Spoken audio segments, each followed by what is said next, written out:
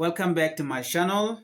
My name is Tim Kosniak, and in today's news, I want to report this information coming in from South Sudan. Finance Minister directs civil servant to open bank account for salary payment. The Ministry of Finance and Planning has issued a directive requiring all civil servants to open personal bank account for the directive deposit of their salaries.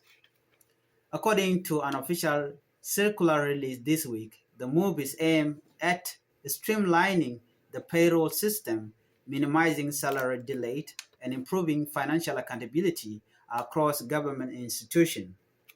The directive mandates that all ministries, departments, and agencies implement this change with immediate impact. Traditional payment methods such as cash disbursement will be discontinued. Civil servants have been instructed to consult their respective human resources department for guidance on the account opening process and required documentation.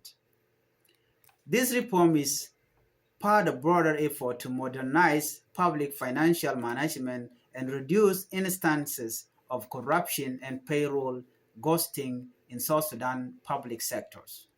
If you find this video useful, please do not forget to share, like, comment, and do not forget one of the things, subscribe.